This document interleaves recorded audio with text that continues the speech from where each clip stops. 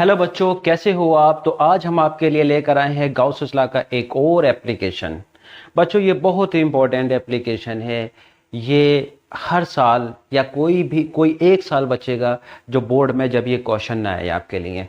बच्चों, इस क्वेश्चन में आपसे पूछेगा कि एक लॉन्ग स्ट्रेट वायर है इनफाइनाइटली लेंथ का, और साथ में कहेगा कि इस वायर के लिए आप इलेक्ट्रिक फील्ड कैलकुलेट करो। मैंने आपको अपने पुराने लेक्चर में बताया था कि पॉइंट चार्ज के लिए हम गॉसियन सरफेस जो इमेजिन करते हैं वो क्या होता है, स्फेयर होता है। और अगर हम एक लॉन्ग स्ट्रेट वायर लें या कोई प्लेन शीट लें तो उसके लिए हम बच्चों गॉसियन सरफेस कैसा लेते हैं, सिलिंड्रिकल। तो इसने दिया है कि ये एक वायर है, इसकी लीनियर चार्ज डेंसिटी मैंने लिख दिया है, लीनियर चार्ज डेंसिटी लैम्डा है। आर डिस्टेंस पर कोई पॉइंट इसने कहा है पी है, इस पर हमें इलेक्ट्रिक फील्ड कैलकुलेट करनी है। कुछ नहीं करना है, इसको कंसीडर करके आप एक सिलेंडर ले लो। हमने यहां पर बच्चों एक सिलेंडर बना दिया। ये क्या है, गॉसियन सरफेस। ठीक है। Suppose we have to determine electric field at point P. For this we will draw a Gaussian surface. है गॉसियन सरफेस सिलेंडर होगा। ये हमने पहले ऑलरेडी जब गॉस लॉ पढ़ा था तो मैंने इसके आपको कुछ पॉइंट बताए थे कि पॉइंट चार्ज, प्लेन शीट, इन सब के लिए हम किस टाइप का गॉसियन सरफेस लेते हैं और उसकी सिमेट्री हम किस तरीके से ड्रॉ करते हैं। तो बच्चों, इसके तीन पार्ट बने। एक बना इसका कर्व्ड पार्ट, और एक बना बच्चों इसका ये पार्ट सर्कुलर पार्ट, और ये बना सर्कुलर पार्ट। रीजन 1 कह दूं, इसको रीजन 2 कह दूं, और इस कर्व्ड वाले को मैं कह देता हूं बच्चों रीजन 3।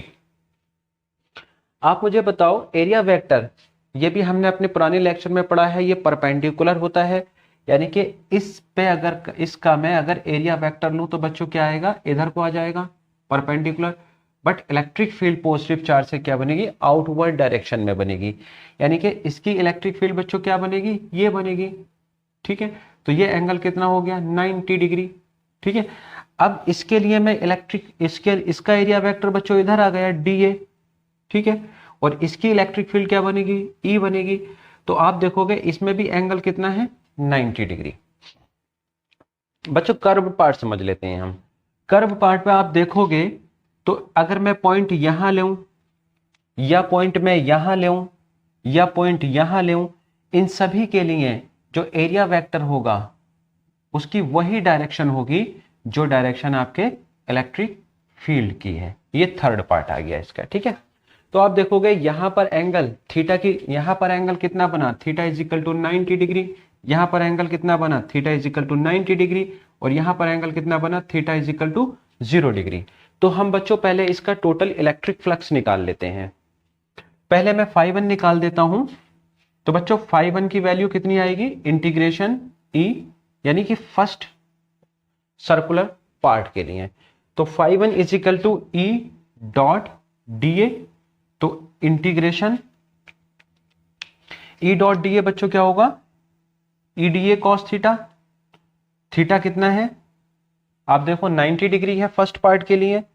तो integration E D A cos 90, और बच्चों कॉस 90 से ये क्या हो गया, सारा 0 हो गया। अब मैं φ2 निकालता हूं बच्चों सेकंड रीजन के लिए। तो बच्चों φ2 जो होगा हमारा वो होगा φ2 is equal to integration E dot D A, यानी इसमें भी एंगल कितना है, 90 है, ये भी 0 हो गया। अब थर्ड रीजन के लिए बच्चों देख लो, इसमें जो थर्ड रीजन है φ3 इज इक्वल टू है integration E dot D A, यानी E D A cos 0 degree. इसमें देख लो एंगल कितना है थर्ड के लिए, यानी कि कर्व्ड पार्ट के लिए, चाहे लिखना चाहो लिख दो। ये कौन सा पार्ट है आपका, कर्व्ड। ठीक है। कॉस 0 का वैल्यू कितनी हो गई, 1 हो जाती है। तो ई इंटीग्रेशन ई डी ए,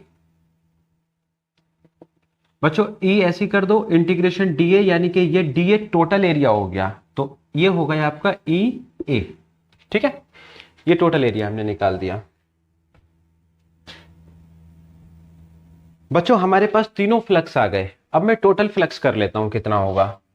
तो फाई इज इक्वल टू हो जाएगा φ1 प्लस φ2 प्लस φ3। तीनों फ्लक्स के बच्चों वैल्यू आएगी, ये तो दो जीरो हो गए, φ1 φ2 0 प्लस ई ए, यानी ये हो गया आपका केवल ई ए। बच्चों एरिया हम पढ़ लेते हैं कर्व्ड के लिए, ये कर्व्ड पार्ट है ना, इसका एरिया हम लोग पढ़ते हैं ई इंटू ए बच्चों सिलेंडर है, सिलेंडर का एरिया हमें कर्व्ड एरिया पता है 2 पाई आर एल। एक चीज याद रखना बच्चों, किसी सिलेंडर का जो कर्व्ड पार्ट का एरिया होता है वो 2 पाई आर एल होगा। अगर पूरे सिलेंडर का एरिया कैलकुलेट करने कहें तो एक ये सर्कुलर पार्ट का एरिया पाई आर स्क्वायर और एक सर्कुलर पार्ट का एरिया पाई आर स्क्वायर जुड़ जाता है, तो पूरे सिलेंडर का जो एरिया की बात करेंगे हम तो 2 pi R L plus 2 pi R square, क्योंकि एक पाई आर स्क्वायर यहां से मिलेगा, एक पाई आर स्क्वायर यहां से मिलेगा। बट इसने केवल, क्योंकि हमारे लिए ये तो बेकार है, क्योंकि इसके लिए तो हमें कोई फ्लक्स बन नहीं रहा है, इसके लिए कोई फ्लक्स नहीं बन रहा, सिर्फ कर्व पार्ट के लिए बन रहा है, तो मैंने यहां पर एरिया की वैल्यू केवल ली है 2 पाई आर एल। बच्चों फाई की वैल्यू तो हमने निकाल दी 2 पाई आर एल ई। अब आपने पढ़ा ही है Gauss law, linear charge density, lambda क्या होती है, चार्ज पर यूनिट लेंथ, यानी कि पर यूनिट लेंथ में जितना चार्ज होगा वही लीनियर चार्ज डेंसिटी है। तो Q की वैल्यू यहां से हम लिख सकते हैं बच्चों, या Q इज इक्वल टू आप लिख दो लैम्डा एल। गॉस लॉ हमारे पास क्या होता है, phi is equal to Q inside upon epsilon naught. यहां पर दोनों वैल्यू लगा दो, ये फाई की वैल्यू कितनी है 2 pi R L E is equal to Q inside कितना है बच्चों, lambda L upon epsilon naught. L से एल कट कर दिया, जब ई की वैल्यू हम यहां से निकालेंगे तो बच्चों कितनी आएगी, ई इज इक्वल टू आएगी lambda upon 2 pi R epsilon naught. या ई वेक्टर की फॉर्म जब हम निकालेंगे बच्चों इसमें तो कितनी आएगी, E vector is equal to lambda upon 2 pi R epsilon naught और आर वेक्टर। तो यही हमें प्रूफ करना था और ये एग्जाम में अक्सर आता है। बच्चों सीबीएसई 2023 के पेपर में ये एक क्वेश्चन पूछा गया था 32A। इसके 3 पार्ट पूछे थे बच्चों। पहले पार्ट में उसने ई को प्रूफ करने के लिए कहा था, E is equal to lambda upon 2 pi epsilon naught R. Second part में उसने के ई निकलवाया था और थर्ड पार्ट में उसने काइनेटिक एनर्जी वर्सेस लैम्डा का एक ग्राफ प्लॉट कराया था। सेकंड बच्चों फर्स्ट पार्ट तो हमने अभी अभी कर दिया है आपके लिए। जो सेकंड पार्ट है उसमें उसने कहा था, जो सेकंड पार्ट आप समझ लो, उसने कहा था जो वायर है, ये कोई वायर है पॉजिटिवली चार्ज इनफाइनाइट लेंथ की, उसने कहा था एक इलेक्ट्रॉन इसमें आर डिस्टेंस, एक इलेक्ट्रॉन इसमें बच्चों घूम रहा है, आर डिस्टेंस उसने दे रखी थी कि जिस पर उसकी वेलोसिटी कितनी है, v वेलोसिटी से इसके चारों तरफ इस वायर के चक्कर लगा रहा है। बच्चों हमें पता है कि कोई भी इलेक्ट्रॉन या कोई भी चीज जब घूमती है, जैसे अगर मैं रस्सी को हाथ में लेके इस तरीके से घुमाऊं तो कौन सा फोर्स मिलता है मुझे, सेंट्रीपिटल फोर्स। सेंट्रीपिटल फोर्स अपने आप में नेचर में एग्जिस्ट नहीं करता है, ये किसी दूसरे फोर्स से हमें मिलता है। अब जैसे ये वायर है हमारे पास, ठीक है, इस वायर का कुछ चार्ज है, इलेक्ट्रॉन का भी चार्ज होगा, इस वायर का कोई चार्ज है, सपोज दैट चार्ज क्यू ले लेते हैं, चार्ज डेंसिटी लैम्डा है और चार्ज क्यू हमने मान लिया, और इस इलेक्ट्रॉन का भी बच्चों कोई चार्ज होगा। तो ये दो चार्ज, ये प्लस क्यू और इस इलेक्ट्रॉन के चार्ज, यानी दोनों चार्जों के बीच जो फोर्स लगेगा वो इलेक्ट्रोस्टैटिक फोर्स लगेगा। तो इस इलेक्ट्रोस्टैटिक फोर्स से हमें सेंट्रीपिटल फोर्स मिलेगा। इलेक्ट्रोस्टैटिक फोर्स इलेक्ट्रॉन के लिए कितना निकलेगा, आपने फॉर्मूला पढ़ा है F is equal to Q E, electron का चार्ज है तो F is equal to E हो गया, इक्वेशन नंबर 1 कर दो, ये इलेक्ट्रॉन का चार्ज है, ठीक है। सेंट्रीपिटल फोर्स कितना है, F is equal to mv square upon r, equation number 2, यानी कि ये इलेक्ट्रोस्टैटिक फोर्स हो गया और ये सेंट्रीपिटल फोर्स हो गया।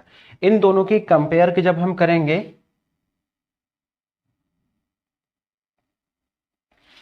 इन दोनों की बच्चों हम कंपेयर कर लेते हैं तो हमें क्या मिलेगा, कंपेयरिंग करने पे ई किसके इक्वल आएगा,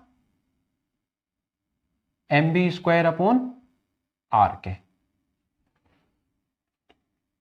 ई की वैल्यू बच्चों अभी हमने कितनी निकाली है, lambda upon 2 pi epsilon naught R into lambda upon 2 pi epsilon naught R is equal to M B square upon R. R से आर काट सकते हैं हम यहां पर, तो M B square is equal to बच्चों हमें मिलेगा E lambda upon 2 pi epsilon naught. Clear है। हमें निकालनी है काइनेटिक एनर्जी, तो बच्चों काइनेटिक एनर्जी होती है हाफ एम बी स्क्वायर। तो मैं एक काम कर देता हूं, इसको लिख देता हूं half M B square is equal to E lambda upon 4 pi epsilon naught. देखो अभी भी 2 से 2 कट के बाद वही आ जाएगी। तो ये हो गई बच्चों आपकी इसकी के ई हो गई, K is equal to half M B square kinetic energy हो गई। साथ में ये हो गया हमारे पास E lambda upon 4 pi epsilon naught के ई की वैल्यू। बच्चों ई भी कांस्टेंट है, इलेक्ट्रॉन का चार्ज आपको पता है कितना होता है, इलेक्ट्रॉन का चार्ज 1.6 इंटू 10 टू की पावर माइनस के 19 कूलम। पाई की वैल्यू भी आपको पता है 22/7, एप्सिलॉन नॉट भी आपको पता है 8.85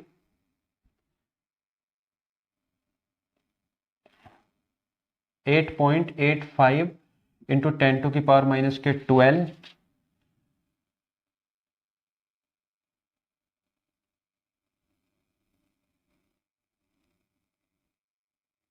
कूलम स्क्वायर पर न्यूटन मीटर स्क्वायर।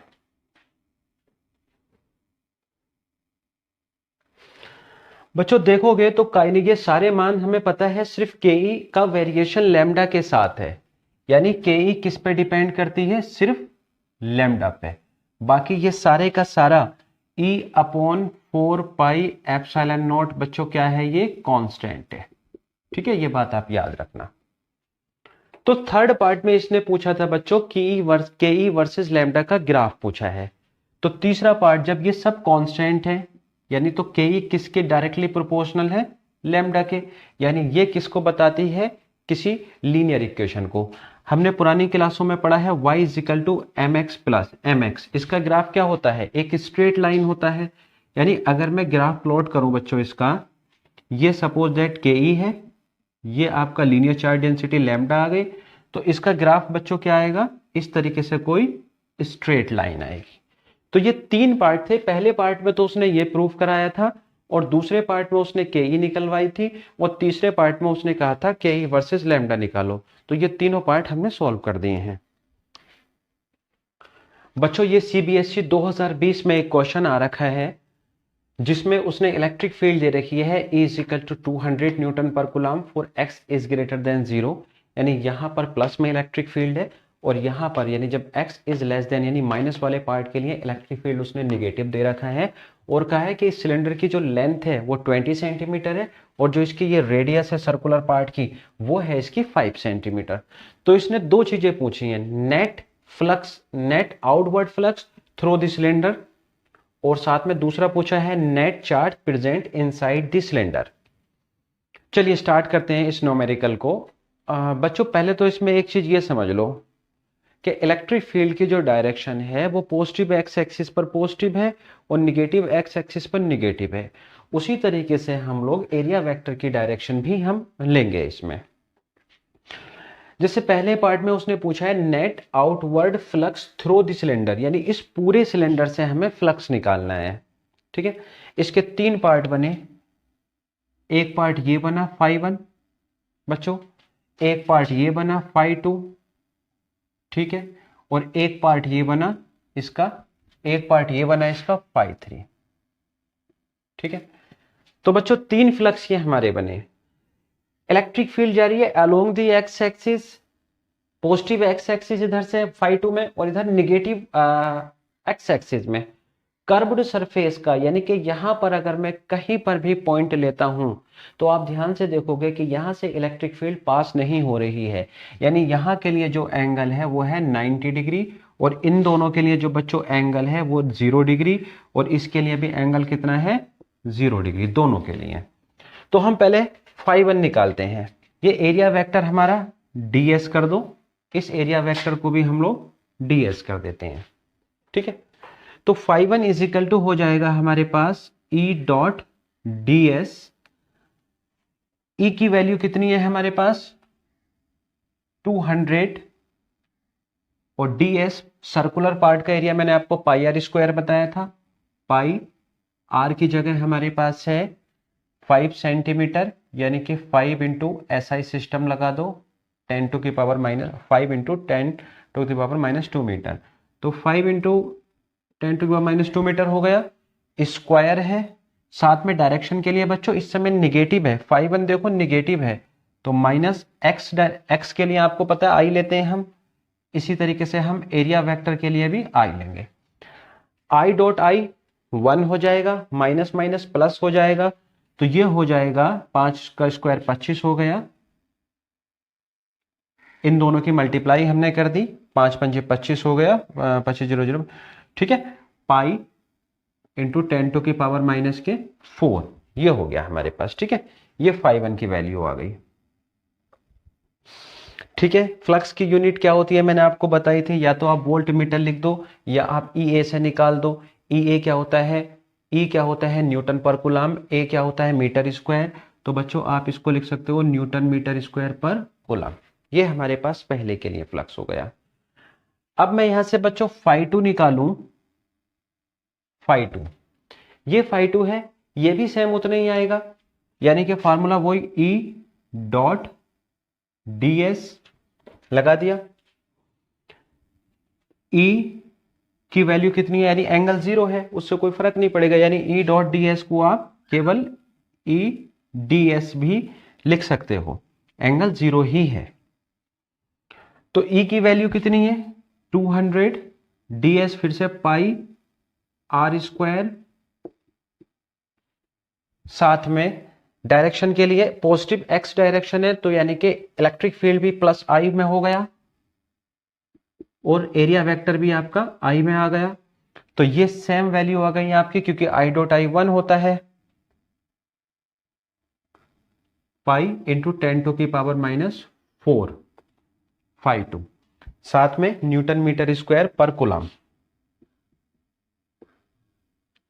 बच्चों phi3 की वैल्यू हम कैसे निकालेंगे, देखो कितना आसान है। phi3 क्या है, आप कहीं से भी इलेक्ट्रिक फील्ड हो गए, इलेक्ट्रिक फील्ड की डायरेक्शन ये है, एरिया वेक्टर उसके परपेंडिकुलर है, तो ये हो जाना है 0, यानी कि phi3 आप यहां पर लिख दो, phi3 बच्चों कितना है 0। ठीक है, तो अब हमारे पास जो टोटल फ्लक्स है वो कितना आएगा, is equal to phi1 plus phi2 plus phi3। phi1 की वैल्यू है 5000 पाई इंटू 10 टू की पावर माइनस 4, phi2 भी सेम यही है,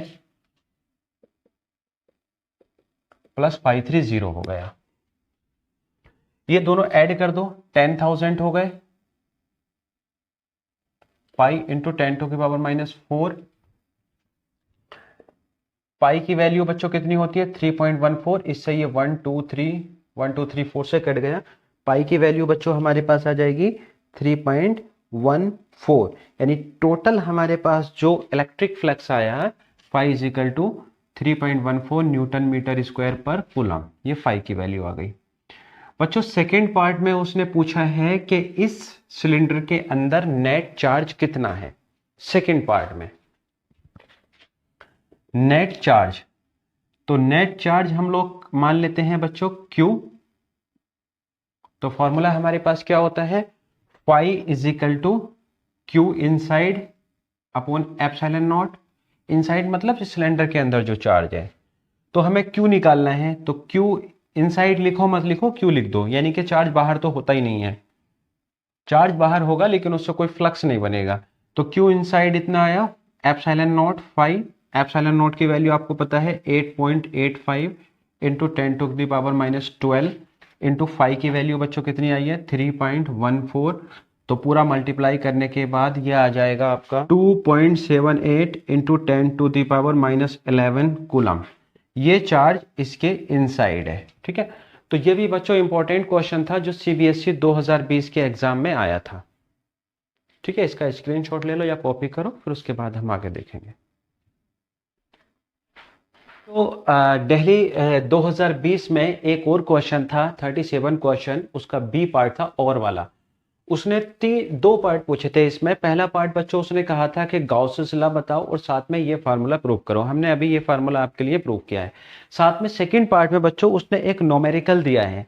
इस न्यूमेरिकल में उसने कहा है कि इलेक्ट्रिक फील्ड का पोटेंशियल के साथ ये वेरिएशन दे रखा है, ये एक वेरिएशन है। E is equal to 10r+5 distance के साथ इलेक्ट्रिक फील्ड का कोई वेरिएशन है। और साथ में उसने कहा है कि जब हम r इजिकल टू 1 मीटर से r इजिकल टू 10 मीटर चलेंगे तो आप ये कैलकुलेट करके बताओ कि पोटेंशियल कितना इंक्रीज होगा। बच्चों E एंड V में एक रिलेशन होता है, E इजिकल टू होता है -dV/dr। इसको पोटेंशियल ग्रेडियंट भी कहते हैं। किसी चीज को डिस्टेंस से डेरिवेटिव लेने पर उसको पोटेंशियल, उसका ग्रेडियंट भी हम बोल सकते हैं। ये स्केलर क्वांटिटी होती है। E is equal to -dV/dr। जब यहां से बच्चों मैं dV की वैल्यू निकालूंगा तो -EdR आ गई। इसका इंटीग्रेशन कर देता हूं, dV is equal to integration -EdR। E की वैल्यू हमारे पास है 10r+5 -10r+5 dr। बच्चों लिमिट है इसके लिए मैन कि हमें लिमिट कितनी लगानी है। देखो उसने कहा 1 मीटर से 10 मीटर, 1 मीटर से 10 मीटर तक, ठीक है।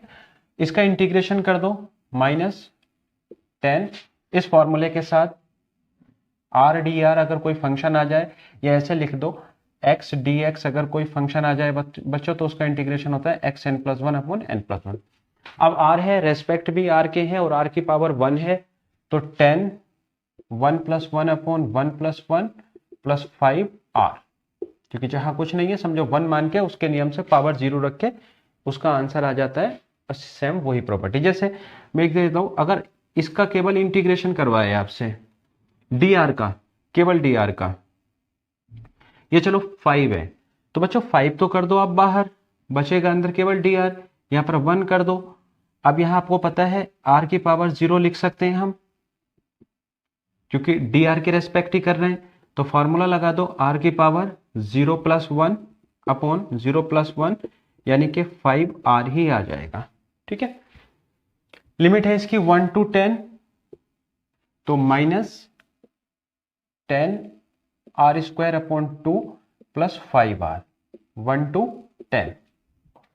तो बच्चों 2 से 2 कट सकता है, ये 2 5 जा, तो -5 कॉमन ले लो आप इसमें, r² + r बचेगा।